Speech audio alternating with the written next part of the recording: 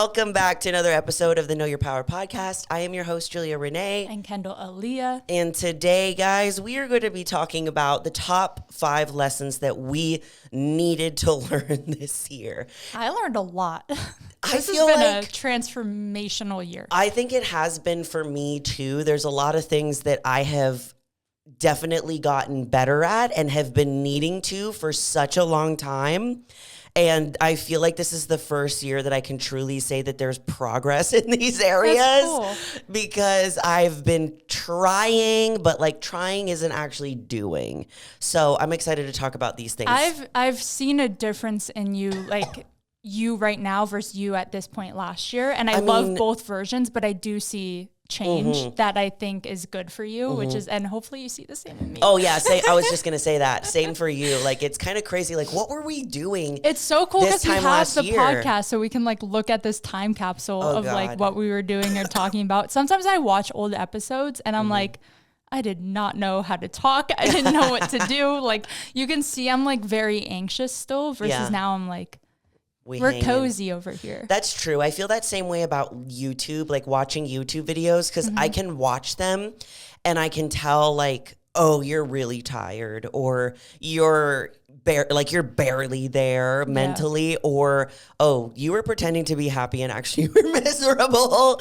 Like there's a lot of that. I get that. What was I doing last year this time? Like what were we doing? We still had the pod, right? Yeah. We started the pod end of summer. What did I do last Christmas? Don't ask me. We can look it up later. But I do know where I was mentally, and I wanted to talk about this like a little bit on the top of the episode, just because it's been something that's been on my mind lately. And I'm currently like filming a vlog while we're doing this podcast like today for my YouTube channel, which I have a membership section and they pay to get an extra vlog a week. But I wanted to talk about like seasonal depression. Like, I know this is not what today's episode is about, but for the past like 3 years, I've had seasonal depression. Like I thrive when the sun is out. Me too. Like today it's rainy outside. And the first thought that I had when I woke up is like, I'm not doing anything today. I'm not kidding. I felt great until I got in my car and realized it was raining. And you had to drive through it also. I was like, oh, this is an excuse to do nothing today. Yes. That was my exact same thought process. Yeah. And you know me, like I almost do stuff so much to a fault where I like burn out, but it's very real. And I know that like depression is something that runs in my family for sure, but I never knew it was something that I would struggle with, mainly because I would just pretend that it didn't exist. Like I had a very, let's say, old view of it. I'm like, it's not real. It's in my head. It's not real, you know? So, I mean, this is the first year that I can genuinely say, of course, like Christmas isn't here yet, New Year, like all of the holidays aren't even here or over yet, but this is the first year that I can say that I am not at that point. Yay. Which is crazy to think, but I definitely, every day has been kind of a struggle, meaning like I've had to fight it, like fight waking up early in the morning. And it's not just easy. Like with like the past few months that I have been waking up, I've just been so motivated. So like on top of it. And now like I'm like clawing my way to like not get to that point, because I know that if I stop doing these things that make me feel so good, even though they're hard, then I will get that way. Yeah. So I mean, it's more impressive that you're noticing it and like pushing through it rather than letting it consume you. Because I'm the same way, where every year, like clockwork, November, December, January, so anxious, so depressed, like stay inside, don't go and do anything anymore, don't talk to anyone anymore. And like this, same for me, was the first year where I'm like, oh, I'm still in my routine right now. And if anything, I'm doing better right now than I was like a month or two ago, which is like surprising. Like usually at this time, like I'm not doing cardio. I've completely given up on like following a meal plan or macros or eating healthy in general. And usually I'm like sleeping in super late. And for me, that is my red flag that I'm starting to feel depressed when I just don't wake up in the morning and I just keep sleeping. Yeah. Because I could sleep until noon if I wanted to. I almost did yesterday. But like, of course, like there's days when you need it, but I just wanted to talk about that a little bit because it's very, very real. Yeah, I think it's important. And so many people deal with it. And I feel like it is being talked about now, but sometimes you don't even realize that's something you have. Like maybe you just think that like you're more tired in the winter, and it's like, no, it might be linked to something mental. It's also too like it's getting darker earlier. Like the days my gosh, are that's more. been killing me. Yeah, because you're like, oh, we're It's done working nighttime. for the day. Literally, it's nighttime. I like sat down to film a YouTube video 2 days ago, and then like it was 3 p.m. and the sun was setting. Hold on. Was it the video of you doing your get ready with me? Because I was watching that one and I literally, in the video, I saw the light change and I went, holy shit. I said, how long was she filming this video? Literally not long. That's crazy. And then, so in my head, old me or typical me would go, oh, it's nighttime now. Like we're done being productive. Yes. And I was like, no, I'm going to finish this video out. Like, I don't care if it's dark out. I'll find a new lighting source. Like it's so easy when it hits 5 p.m. It feels like 9 p.m. So you're like checked out for the day. But I feel like it's important to like still work your normal hours. That's something I've been struggling with. Sticking to a routine is essential to like just get that rhythm still there. But that has been something that like, I feel like I'm with you guys. Like if anyone's listening and you feel like you're just like clawing your way to try and stick to your routine, like I am there with you. I feel like during the holidays, it's kind of just like, it's almost like survival. You know what I mean? I get that. But in like a funny way, it's like it's almost like there's just so much going on. And also not even just like social media and just life in general. If you just listen to all of the ads, like with the holidays, it's all like promoting stress, anxiety, like fear mongering, like all of it. It's all around us. So that seeps into your soul for sure. This is a whole nother episode that we're talking about, but this goes into like our top 5 lessons that we learned, because one of the lessons that I learned, was my number one, and it was something that I have struggled with my entire life. And it's that there's power in releasing control. So last year, I had such a tight grip on my life. And like, this is what we were talking about at the top of the episode, like how different last year is from this year. But like, I've always thought that I can control every aspect of my life, because I do feel like I am the powerful creator of my reality. Like that is the mantra that my brand is built off of. And I do believe that for sure. But there's some times where you just can't control what life has to throw at you. And last year, I did my pro debut in July, right? That's what my brain keeps going. Right? Was that last year? Was that last year? Should we look We're it up? in 20. I'm going to look it up while you continue talking. So I'm pretty sure last year, like this is kind of sad that I can't remember this far, but last July was my pro debut in Puerto Rico. Zach and I had broken up a week before that show, and I had competed and I didn't do as well as I thought I did. And then Zach and I were still breaking up, and I ended up moving out to the place that I live now. Obviously, Zach and I are still back together, and everything worked out for the best, and that was what was supposed to happen. It was last year. Yeah. Why does that feel so long ago? It feels so long ago. I'm like pulled up your YouTube video of your show day. Yes. That's crazy. Like, it's just, like, it's just crazy. But, like, I just had, like, such a tight grip on my life at that time that I needed to live by this mantra. And it was actually one of my personal development coaches, Janelle, that has been on our podcast. She was my coach for a pretty long time at the beginning of this year.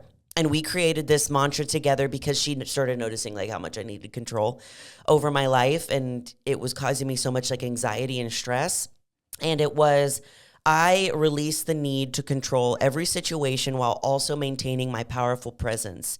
So for someone that likes control like me, releasing control and like the thought of that scared the crap out of me, because it made me feel like I was releasing my power completely. Yeah. Like that I was becoming powerless. But then I realized that there's actually more power in releasing control than having a tight grip on your life. Yeah. Because I can control every aspect of my life or think that I can control every aspect of my life.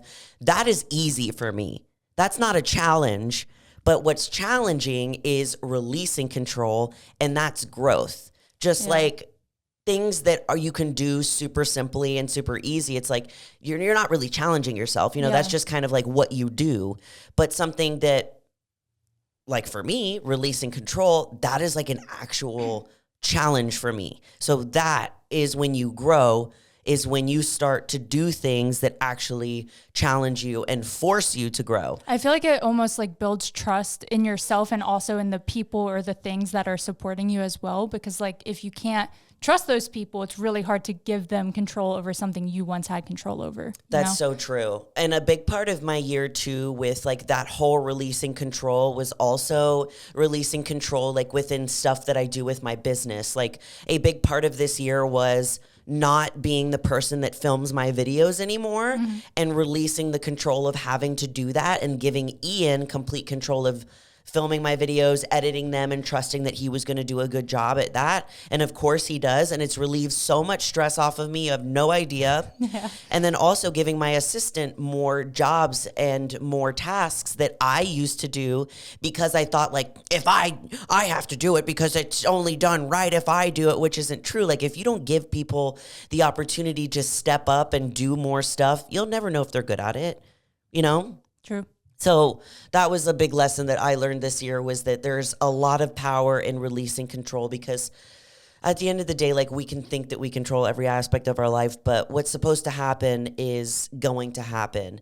And just like I was talking about before with everything that happened to me, for me last year, I thought that I was able to like control so much of what was happening, and I wasn't. And that was probably one of the biggest things that was hard for me, was realizing that like, oh, you can't, there's nothing you can really do about this. Yeah. I feel like sometimes the most like beautiful things happen in life when the universe decides it's going to happen, not when you force it to happen, if that makes sense. Like I really believe in like the universe's timing and like things aligning and things like that. And cause I've always subconsciously been that way too, where I don't like releasing control over certain things, especially with my work. Yeah. So it's really hard for me to like delegate certain things, not even to other people, but just to like other days, or like move things around. And that's what was hard for me. And I think in doing so, like, work has become less stressful, more profitable, like, because I'm actually excited every day to show up and do what I need to do, instead of like dreading or stressing over certain aspects. Yeah, like controlling like when and where and exactly how, like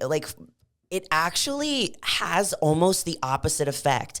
And this is another thing that I realized on the control aspect, is like I spent so much of my time last year and this year too, with my prep journey, like having such a tight grip and control over like my social media growth, how my body was changing, that it was almost preventing me from seeing the physique goals that I wanted and seeing the growth on social media that I wanted. And once I released control of how my physique was going to change, when it was going to change, how fast it was going to change, my physique started changing. Yeah. And once I stopped caring about, like, I don't even check my numbers anymore. And I'm in the same boat. Yeah, like it's kind of crazy. Like I've stopped checking how many likes I have, how many views I have, you know, what my following is on Instagram or TikTok. I stopped checking all of that, and I just released control and let the universe do its thing. And I've been growing faster than I ever have before. Yeah. And there was a point in my prep where I was shadow banned for 6 months. And Chloe, my assistant, texted me and she goes, "Oh my God, I cannot keep up with how fast your Instagram is growing. Every time I update your media kit, I have to do it every single day." And I was like, wow, like I just finally realized that I just stopped thinking about it. I stopped trying to control every aspect of how things happened and when they happened, and it actually was working better for me. I was like, oh, this releasing control thing kind of works. So. Well, that's like, you know, that saying where they're like, when you're constantly trying to find a relationship and they're like, oh, it'll come to you like when you least expect it or when you stop looking. Like that is so true in every aspect, in my opinion. Oh yeah. That's like the definition of that for sure. Like that's kind of crazy. Yeah. When you stop, yeah, it's like, I feel like it has the opposite effect. Like when you're just like forcing things to happen, the opposite actually happens. But sometimes when you're forcing something to happen that's not supposed to happen and it doesn't, it's easy to think like, oh my God, but I really wanted that, or I really wanted that job or that relationship. Yeah. And then you realize that it wasn't supposed to happen. Like the universe is trying to protect you from something that genuinely wasn't for you. And it's hard to realize that in the moment, especially if it's like a relationship. I know we've all had one of those where you're break really up. grasping at straws. Yeah, you're like, come on. And you're like, why? Like, we need to make this work. And then you meet somebody that's actually your person. You're like, that's why. Yeah. You're like, oh, that's why. Okay, that was a lesson. That was a lesson. Good. Well, yeah, that was one of the biggest things I learned this year. Number 2 is vulnerability is a superpower. So this is something that I have struggled with like my entire life. My shadow side really likes to hide things deep down until one day I just explode. And this has happened to me year after year after year and has contributed to me being depressed in the holidays because I spend so much of the year repressing all my feelings and not being vulnerable with myself or the people around me that I just explode. And this pattern of like, woo, wee, wee, like up and down is just not healthy for one. And it's a constant cycle of like going and repressing all these feelings and these emotions and fears and then crashing. And it happened to me the past 3 years and it doesn't feel good. Yeah. And literally like I used to be the girl that was like, and sometimes I still am, like, feelings are gross. Crying is gross. Like, I used to think that those emotions were a sign of weakness. And sometimes, like, genuinely, I still do. Like, when, and it's something that I'm constantly working on is trying to be more open and more vulnerable because, like, I have a partner that's very easily open and vulnerable. And when I first met him, he was always like that. He hasn't always been like that, but he was like that when we met. And when we met 4 years ago, I was very closed off. I didn't really share anything with anybody. I didn't trust anybody with my emotions. And he was the first person in my entire life that I have ever been able to open up completely and fully with. And I think that's also a big reason why when we broke up, like I took it so hard because in my head I was like, see, this is what I get for opening up and being vulnerable. Like now I'm punished and I'm never doing that again. I'm just going to close back up and go into my turtle shell.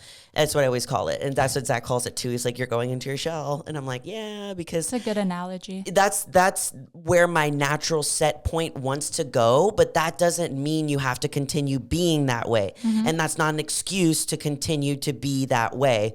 Just because your past life circumstances were a certain way and you ended up being this way, or your parents struggle with X, Y, and Z, doesn't mean you have to as well. Yeah. So that's something that I'm continuously working on. And I still am a little like, ew, they're gross, like I don't like it. See, I come from a different way, but I view it the same, where I've always been very emotional and vulnerable, but I viewed it as a weakness in myself. So like I would do it, but I was like, I'm so weak, like, well, I need to be stronger. I need to hide my emotions more. So we were almost like trying to be the opposite of what we naturally were. Almost. Yeah, that's true. And it actually weirdly, like I've known through the last year or two that like when I share vulnerable things, people respond really well and it makes them feel safe. So I've realized over and over that it is a positive and it can be a good thing. And then at the Know Your Power retreat, when we did a certain exercise where we had to tell people what their power was, every girl told me my vulnerability was my power. And I was like, I think that just like speaks volumes that okay, being emotional and sharing that side of myself that a lot of people try to hide or like won't tell strangers. Or the thing that you at once thought was a weakness instead of a strength, and having someone telling you that your strength is that thing is really cool. Exactly. So I think especially the social media side of myself always hid that part for a long time. And now like, I think just having a YouTube channel where I can talk about wherever, I'm only a few episodes in, but the way people are responding to it and being like, the comments are so nice. It's literally, it could make me cry. Yes. Yeah, guys. My vulnerability is making me vulnerable. We've said this on almost every episode, but go check out Kendall's YouTube channel. Vlogmas. We need to add it to the description because I sent it to Chloe, okay, good. Because I know that our other socials were on there, but yeah, she's doing Vlogmas. I'm just hanging out over there. Okay. Yeah. I don't want, so exactly. I for so long was like, oh, I'll do YouTube when I'm ready to like have high production and be super educational and be this certain person. And I'm like, why can't I just pick up the camera and hang out? This actually goes into one of the things that I learned this year too. Like the thing you're exactly talking about, which is like, we can go into it. Basically doing things your way, you know, is completely fine. Oh, that is the next one. But on the topic of before we go into that, but with the vulnerability being the superpower, there's something that you said that I wanted to talk about. I can't remember what it was. In society in general, I feel like we're moving out of this, but men, they're brought up to be, you got to be a strong boy. You need to be the man of the family. You know, you can't, boys don't cry.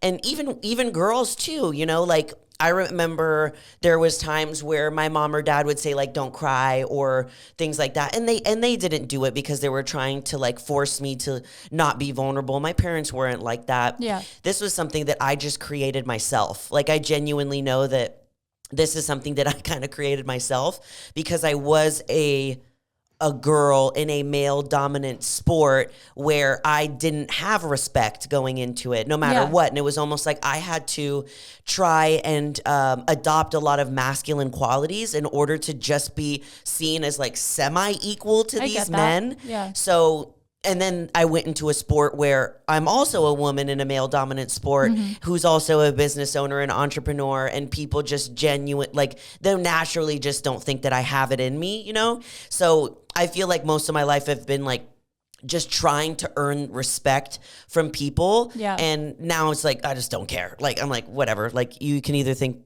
that what I do is worthy of respect or not. Yeah. But with our world, it's just kind of natural. Like you shouldn't cry. You just like be quiet. Like, you know, don't show emotion. So that translates into our life. Yeah. Like very easily. Even in my relationship, like every time my significant other is vulnerable or does open up or show that he's like not what. I was just thinking of like what we talked about with Zach and Cooper. Yeah. How like Kendall's boyfriend Cooper is like me. And my boyfriend, Zach, is like Kendall. We're emotional creatures and they have it a little more hidden. And so yeah, this is probably how Zach views you as well. But every time he does, like, it makes me feel the closest in our relationship. Yes. I'm like, you're coming to me because you're sad right now? Like, oh my gosh, I'm so honored that we can work through this together. Yeah. Versus if he just like kept it hidden or push it under the rug, like I would never know. And then that creates like weird energy. It makes you feel loved when people open up to you or share things That's to you. That's like my love language. Just like tell me your secrets and like Zach is how the you're same feeling. Thing.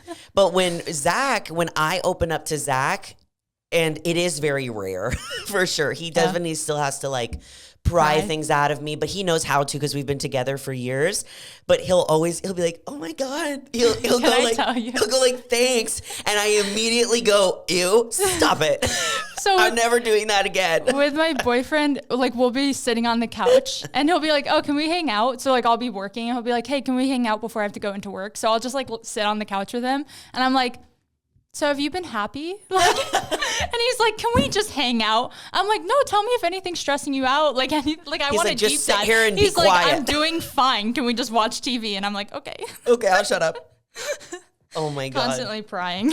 Yeah, so moral of the story is vulnerability is a superpower. If you're anything like me and you've struggled with being open and vulnerable, and you hide everything in and pack it in, and you end up just exploding with emotions, like it is so much better to tackle it when it's happening head on, like throughout the year, than hiding it all and bundling it up and exploding, because the whole I'm fine, it only works for so long, and you always feel better. So if there's somebody that you have in your life that you're able to open up to, please do. If not, join the sisterhood community yes. and do it Be there as well. Be vulnerable with us. Yes. I want to add too, if you're someone like me and you're naturally more vulnerable and people have made fun of you for it or like put you down for it, like do not listen to them. And like you were saying earlier, don't let past experiences move into your current ones. Cause I've definitely had people, my brothers being included, like make fun of me for being sensitive. Like, oh, you can't take a joke, like little things like that. Yeah. It is okay to naturally be more sensitive. I used to do that to my little sister because my little sister is more sensitive than I am. I would say that out of me, my brother, and my two sisters, I'm the most like hard-headed and no BS and very like I can handle a lot, like a pretty big emotional beating, but that's because I tuck it all in, which is not a good thing to do. But my sister was always more emotional and I never quite understood her because we're literally different. Like I have a tattoo of a sun on my wrist and she has the moon because we're literally opposite, cute. But we get along so well. Yeah. And Kendall and I are the same. Like we're very opposite, but we get along so well because what tends to happen in those kinds of relationships is that you end up admiring the quality of that other person that you might be lacking or wanting to get better at. And that's how I feel about Kendall. And that's how I feel about my little sister is that I see those things in them as a strength and I can learn to be more like that because it'll just make me a better person and be able to connect with more people instead of just being like so hard and rough all the time because there's a lot of people that don't respond to that type of I get it. personality, but there's also some things that people I was gonna say it's about vice versa because in my last like thing I learned this year, I mentioned what I learned from you basically. So we kind of flip. How cute. Thanks. Okay. So this is the one I was telling you about that you were kind of talking about already with like the YouTube stuff. Yeah. And that's number 3, staying true to yourself always works. And I feel like you did this a little bit the entire year with trying to decide if you wanted to do YouTube. But you know what? You did it before the end of the year, and that's what your goal was. I'm so proud. And you did it, and you also are doing it like you're doing the thing. You know what I mean? Like you're not just going all in. She's going all in. But it's so easy, especially with like social media, to see what everybody else is doing and think that you need to do it their way. Yeah. And this is one thing that I really just have been continuously learning is that staying true to myself always works because there's been times where I try to do things how other people do it and I hate it. Yeah. You know why? Because pretending to be somebody you're not is way more exhausting than being yourself. And even if being yourself takes you a little bit longer to grow on social media or there's certain people that don't like your personality, that's going to happen regardless. Like there's people that think I'm annoying on YouTube. And that's their prerogative, you know, like that. I could be really annoying. That's my approach with my YouTube of I understand it's not going to be high, like fast paced, like crazy energy. It's more for like a chill energy. And that's not for everyone. Some people go on YouTube for that like high energy, entertaining video. And I'm like, I'm just here to hang out. And the people that want to hang out with me are going to hang out with me. And that's like, I feel like the approach you need to take in every aspect of your life, you know? And this even goes into like, one thing that I noticed too is like even marketing and like products. Cause I remember like at the beginning of the year, and this seems so silly, like what I'm about to say right now, but it's actually so true. I even remember looking at like TikTok stuff and like what everyone was using, like what kind of makeup and what kind of skincare and things like that. And I would see that and be like, I have to do that too. And I would do those things and I would hate it because it wasn't me. I spent so much of this year like trying to do the like natural dewy makeup with like this whole year I've been like trying to do that because that's what's in. And I just now recently in the month of December have said, screw that. Like, why have I been trying to do and be something that I'm not? I am a full face baked woman. I like to be done up all the time to the fullest degree. And that's what I love. And it's maybe not someone else's cup of tea, but I just realized that like I was trying to fit into this mold of like what's in and what's in style and what all these other girls are doing when it's not true to me. And I finally found like a skincare routine that works for my skin. And I don't have to do what all these other girls are doing that don't have dry, crusty skin. And I found a foundation that covers every little thing on my face. And I just realized like this morning, I was like, I'm finally like loving and enjoying all these products and makeup that I have because it's actually true to me. Yeah. And I'm not just listening to what social media is telling me to buy. And I know that's like a small thing, but it does have to do with this. I feel like it reaches all audiences though, because even for me, a lot of the time it's like activewear or what I wear in general, where I'm like, all invest in like the girly matching set. And I'm like, wow, I'm so much more comfortable in baggy sweats and an oversized tee. Like that's where I feel myself. I'm the opposite. Yeah. Yeah. And I'm like, why am I trying so hard to be this person I'm not? Yes. Like it just feels weird. I'm uncomfortable when I dress like I'm dressing like someone else. Yeah. Yes, exactly. And because it's so like in style to do like certain things and it's easy to think like, oh my God, I have to do those too. You can do things that are in style or trendy, but you can do them your own way. And I know that's like a little thing, but one thing that I wanted to say on the topic of that too. So the biggest one around this topic is that I had this actual conversation with a one-on-one coaching client that I have.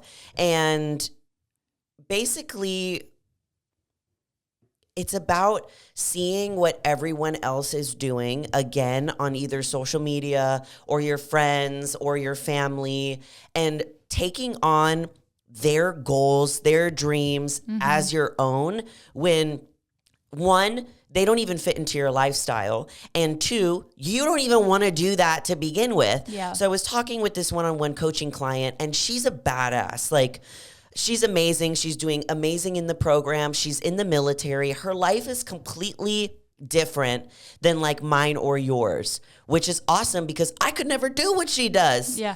And we were having this conversation and she was telling me that she was struggling with this, like the expectations of thinking that she has to be like X, Y, or Z, like a fitness influencer or like a bodybuilder who their entire life revolves around fitness because it's kind of like their job.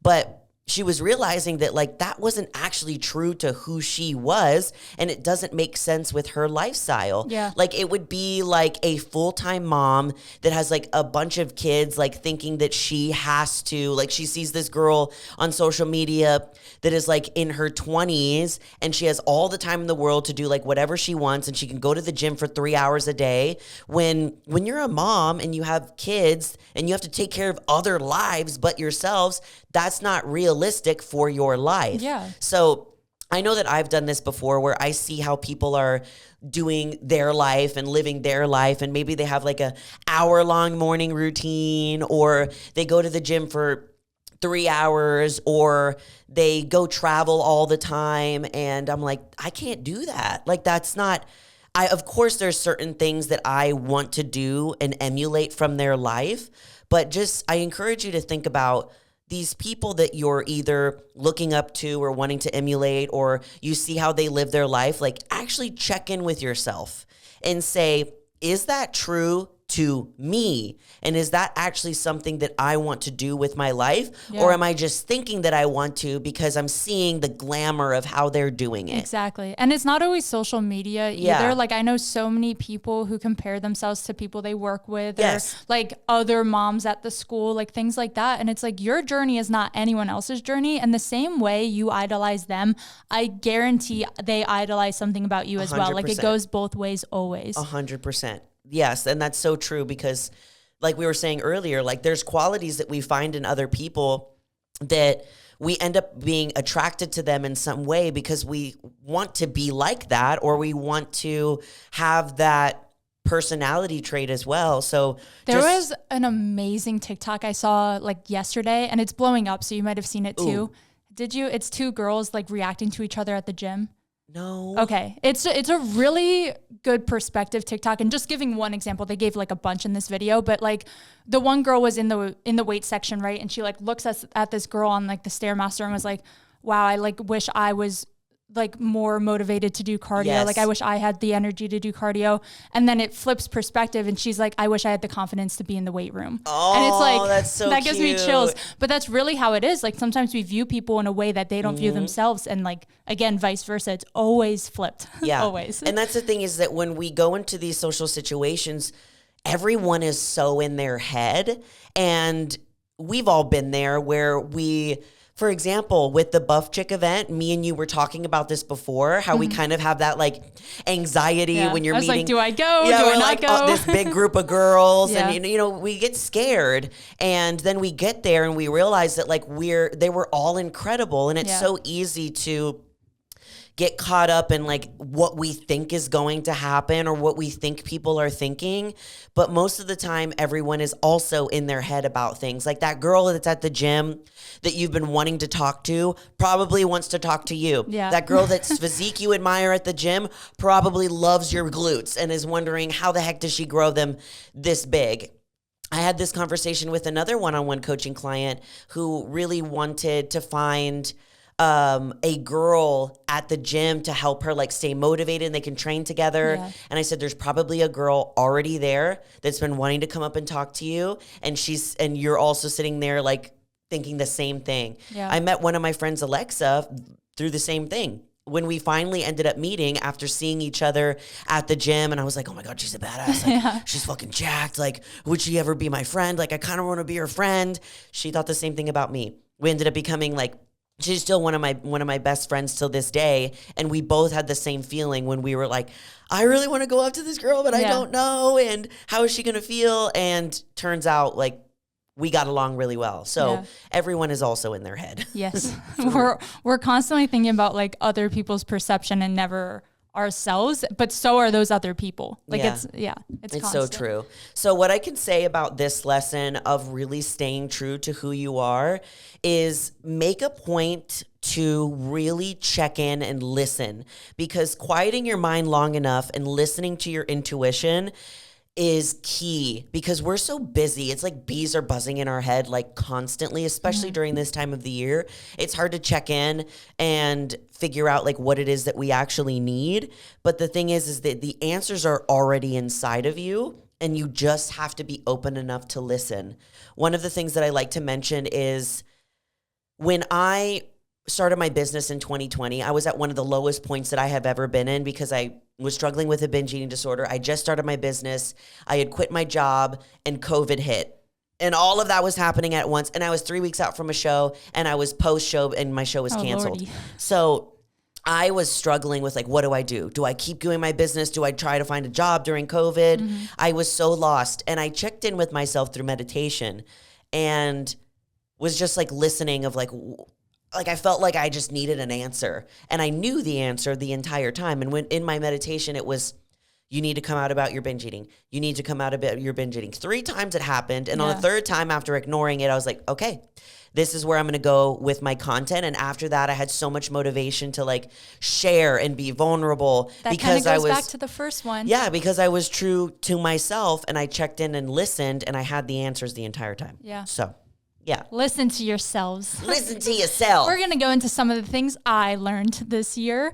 The biggest one for me is balance. Just balance, period, in every aspect. I've never had balance. And the main point is that balance is essential to find peace. This whole year has been like that for you. Yes. And you've done it very the entire year. Yeah, I've definitely had like ebbs and flows where I'll fall back into old habits or like push things off. But in general, in every aspect, this was my most balanced year. So for context, every year before this year, I've been an extremist. If I set goals, I'm 120% diving into that goal, or I'm giving up completely. Like never will you catch me like dipping my toe into something, right? Like I'm very all or nothing. And so that would kind of look like, okay, I was either in prep for a bodybuilding show, like going 110% cardio every day, meal plan every day, like following through, stepping on stage, or I was binge eating and gaining a ton of weight. Like it was always like one or the other. Never would I ever even think I could be in between and like love my physique and be a little lean and still eat what I wanted and like have that balance. And now I do. And that is like mind blowing to me. And it took a long time. Yeah. Like it's been... I mean, you started at 17 also, so it's been a while. It's been a long time. But like even since stopping competing, it took a long time to like, again, I shifted into that binge eat, gain a ton of weight, and it took several years to come back down and be in a steady place. It's 2 years, right? Because the last time you competed was 2020. See, I'm so bad with timeline. It might have been 2020. No, it was 21. 2021. Yeah. Because that was the national show. Wait, was it? Oh my God, I don't know. Because I'm bad with timelines. It was 2021. Okay. No, I believe you. It wasn't. Should I look it up? Okay, I'm going to look it up. Hold on. It was 2021. Yes. Let me scroll on my Instagram for 2 seconds. It was 2021 because that's when I got my pro card. Mm-hmm. And the first national show that we did together, I got 5th. And then I went and did another one. Then I got my pro card. I didn't do another one. So that was like my last show was summer of 2021. So it's been 2 years in the making. And it took 2 years to find balance. So if you're someone like me and you tend to be an extremist with everything you do and you're very like 100% in or 100% out, or like have a struggle with like finding that in between, or maybe you don't even want to be in that in between, it takes a long time to get there. So if you're working on it, I think over anything else, it was baby steps. It was learning. So let's talk about like food specifically, because I feel like that was the biggest one where I was either binge eating or super restrictive. And I feel like that's like, we've definitely talked about in our binge eating episodes and things like that. But overall, it just took find my triggers. What triggers me? Okay, now that I can identify those, let's stay away from those. Okay, now that I'm staying away from those, my mind's like a little more clear. Let's become less obsessive. And over time, training my brain to think less about food 24/7 because it would become all consuming. I was either obsessed with the idea of not having it or obsessed with the idea of having it instead of just letting it be. And as soon as I started letting it be and just like eating intuitively, which again took a really long time. And I plan on actually filming a video today about that, like fully going in depth over like how I went from wanting so much control. This kind of goes into what you said too, like wanting that control over this aspect to just like letting it exist. Yeah, and just eating. Exactly. Like it sounds so simple, but it's so hard when you're viewing it from that way. So that's why I'm always like, intuitive eating is a joke because it's just eating. Yeah. But we've had to create a name for it because of how messed up just eating has become. Yeah. And I'm not like downing intuitive eating or anything, because that is how we should be eating. Yes. we should just be eating it, intuitively when we're Listen hungry to yourself. And stop when we're full. But so much gets in the way of just being and just eating. I feel like I don't know, all of our things we learned this year somehow like coincide together. So it kind of like goes along with those things. Is as soon as I stopped obsessing over having control over all of these things and all these goals and wanting everything to be perfect, I started achieving the goals I wanted. Yeah. So like as soon as I stopped being obsessed with over how I was looking, I became happy with how I looked. And as soon as I stopped obsessing over social media and wanting everything on my page to be like this perfect look, people started responding well. And as soon as I stopped like pushing back or procrastinating something like YouTube, now it's being perceived well and I'm having so much fun. Yes. So it's just those little things. If you are one to be obsessive over a goal, don't get me wrong. Hard work gets you very, very far. It does. Obsession over a goal can get you very, very far, but also knowing when to step back or have that flip side of balance or taking a break or delegating certain things certain ways so that you have some sort of balance sets you up for a much longer success story versus like, I want the quick success. I'm going to step on stage in 2 months and I don't care what it takes to get there versus, okay, I'm going to start creating habits right now that'll get me to a place where I can prep mid-year so I can step on stage later this year and then do nationals early next year. Like, think the long game, think the balance game, think of what you can do long-term, not what you can do this very second to get you to whatever your goal is. This is why people fall off from their goals so much and have that hard pendulum swing left and right, where they're going like 0 to 100, and then where they crash is because we want everything so fast that we're not willing to wait for whatever it is, even though waiting and being more patient and releasing the control of how fast it might happen is actually the better route. Oh, honestly, every aspect of my life, all I'm seeking right now is balance, and it's bringing me so much less stress, less burnout, more peace, more happiness, like more time also, because I'm not like spending time stressing over certain things. Like I can just more sit. brain space for other stuff. It's literally so nice. And it's sometimes hard to recognize. So what you were saying in your last point, like you just got to reflect on yourself. You got to realize like where you currently are you being extreme? Are you being super hard on yourself? Or are you giving yourself grace and allowing yourself to like grow within a space and recognize everything you've done so far before just being like, what's next? Like we always talk about like the rat wheel? The rat race. Rat race the rat race of life where like, okay, I hit this goal, but I don't care what's next. But then what? Exactly. So allow yourself to sit and I just hit this goal. Create balance there. Can you maintain that goal? Like, can you say it's like, I want to make X amount a month, and you make it for 1 month. Are you proud of yourself? Yes. And allowing yourself, let's hit it next month. Or are you instantly like, okay, switching gears. I got to work on this now. Yeah. You know, that doesn't matter. No big deal. Exactly. Next. So just be balanced, and with balance comes like taking time for yourself and with yourself. And I promise sometimes it's hard to be like, pulling back from the work you're doing or feeling as you're not counterproductive. Yeah, but at the end of the day, it creates way more opportunity and way more success long term. So balance. Yeah, that's a lesson I feel like balance. I've gotten better at this year too. Yeah, it kind of goes in with like some of the ones you were saying too. My next one is my favorite one, and this one took me all year to get to. But it's you decide if you're the main character, right? Yeah, I'm definitely the main character of my life and everyone else's life.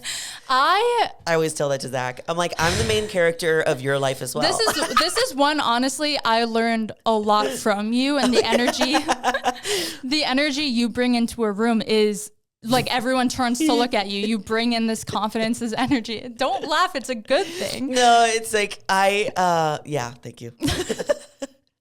You might be extreme about it. To a fault sometimes. Nobody else's story matters. Yeah. No one else matters but me. Reflecting on it, like while writing this, the last time I feel like I was truly in my main character, like loved life, loved being myself, loved interacting with people, was in like elementary school, which sounds so crazy because that's so long ago. But I think like learning practices from family, relationships, friendships, over time, I became this person that you could just walk all over, right? So I became someone that would put everyone else's needs and happiness before mine. And this is, again, why you're such a good friend, because you point it out and you'll be like, what does Kendall want to do? It's like on the Notebook. What do you want? Yeah, no, literally. I'm always like, Kendall, what do you want? Because sometimes I do know what I want, and I'll put others' wants and needs before mine. So I'll just check, and I'm like, what do you really want? She's like, no, really. She's like, sometimes I really don't care. She's like, in this moment, I really don't care. But in then other moments, she's like, actually, I want to go to this. Exactly. I want to do that, or I don't want to do this. Yeah, I constantly belittled, and I'm using past tense because I really think I'm growing out of this, though I do still hold a lot of these traits with me, but I always belittled myself. Again, I was in like bad relationships where guys would mistreat me, and I would just think I deserved it. And like, that's just how it was. Like, I was like, that's just how I am. I'm just like the easygoing girlfriend, the easygoing friend. Like, anybody my opinion can do doesn't whatever matter. They want. Exactly. And it's fine. And it took people like you and my mom and myself pointing it out to myself and being like, why are you allowing these people to live their life and you're just kind of like this side character or like this supporting role, right? Instead of living my life for myself, because I wasn't. Like, I was living for other people, and in the grand scheme of things, that is so sad, because if you're spending like your one life on this earth living for everyone else's happiness and not doing anything for yourself, not showing up for yourself, not caring how you feel. Like, it's honestly just sad. Like, I feel bad for that version of myself because like, for so long I would like wake up and my own needs and thoughts came last. Yes. Like, it wasn't, what do I want to do today? What would I do for work that would make me happy? Like, where do I want to live? How do I want my room to look? Like nothing mattered to myself. And now I feel like this whole year I've spent kind of stepping into that. And it, again, baby steps. Mine's like the complete opposite, where it's like, I forget that there's other people around. See, but I admire, I never view you like that. You are compassionate. Yes. I'm like, oh, Zach, you're here. I'm like, oh shit. I was like I'm in my like I'm Snow White waking up with birds and and then it's like a record scratch, like, and then like, oh, Zach. I'm like, you're here? See, that's the part of your personality I admire so much and have been trying so hard to get to, because the way you stand up for yourself and command a room and you don't shy away from confrontation. I always struggled with all three of those, and that's what I'm really trying to step into, and I feel like I have. And it started with like saying no to things, setting boundaries, like doing things for myself, because old me, every relationship, a lot of this is relationship based, but also ties into every aspect of my life. Trust me, like even just like how I exist and show up on social media or like in friendships and for family. But in the relationship sense, I feel like it's a really easy way to see it. I was always very codependent, almost because I felt like I had to be. We're so opposite, man. It's crazy. Like, but I was always, if I was single, I was painfully independent. Again, this is that balance thing. If I was in a relationship, I was painfully codependent. And finally, I'm in this relationship. He does not care about what I do all day, which is great. Like I found someone that complements my life really well, loves that I do social media, doesn't want to be on my social media. So he's kind of like, you do you, I'll hold the camera if you want. And that is so great. But like still doing those things I did when I was single, like going and doing photo shoots by myself, seeing my friends, like traveling alone. And not worrying about like what they need or what they're doing before you decide to go do that. Exactly. Old me would have constantly like been checking my phone, checking their location, like all these obsessive qualities. And it's so nice that I've gotten to a place where like, oh, I can, and it does help being in a healthy relationship now. That does play a huge role. But just in every aspect, like living for me, and still obviously caring about the people around me, but putting our needs at the same level instead of them above me, if that makes sense. Yeah. I'm still learning to be the opposite of that. Yeah, that's what I've learned. See, balance. That's what I learned from you is to like remember that there's other people that are around you. And I am very like nurturing and caring to the people that are around me, but there are times where I can be painfully independent to the point where like I forget that I have a partner that needs my love and needs my attention or, you know, or things like that. Or I get so focused on like a goal that I forget to call my mom or I forget to call my dad. And that's not a healthy balance either. You know what I mean? I've weirdly always been that way with friends though. I think because I grew up so close with my family that when I'm in a relationship, it's that way because I'm like with that person 24/7. So they are one of my top priorities. My family's always one of my top priorities. I didn't grow up with a lot of friends, so I still struggle on the flip side with like checking in on you and texting you. But I don't need that. That's because I'm the same way. That's why we're good friends, because I don't need it from you. I just already know. I'm like, Kendall's fine. I'll see her on Wednesday. Like I know she'll be okay. I know she's fine. But yeah, I've had friendships where I feel like a bad friend or I'm painted out to be a bad friend because I'm not great at remembering to check in on people who aren't in my like very immediate vicinity. But that's also knowing kind of like what kind of friend you have. Yeah. Because there's these friendships that I have seen where they're literally like attached at the hip and they're texting each other all day like they're their person, and there's nothing wrong with that. Could never, though. That is adorable and super cute, but for me it's like, but like where do you got the time? I'm like I'm like I don't want to do that. No, that's just that ain't me. That's just not me. I'm the same way. But yeah, that's just my last point is you decide if you're the main character. You need to make that decision to live for you and for yourself, show up for yourself. Do those things that make you feel like the star of your show, right? Because for so long, I'm so guilty of it. You put other people as like, they're the star and I'm in the like background. How can I support you and make your life? Yeah, support yourself. Yeah, because then you can support other people better. I know that's like it's very the true. Tackiest, like if you don't love yourself, you can't love other people. But it's so true. Like now that I'm happy and focused on me, I feel like it radiates to those around me. Well, because if you know how to be, like, imagine just like a theater. If you know how to play the main character in the play, then playing a, what's it called? Supporting character is so much easier. You know what I mean? Does that make sense? Yes. Okay, cool. All right. Well, I have to pee super bad. Okay. So we're going to have to end this episode. Those are all the things we learned this year. Yes. And many more, to be honest. Yes. And as always, we love you all so much, and you're more powerful than you think. Bye.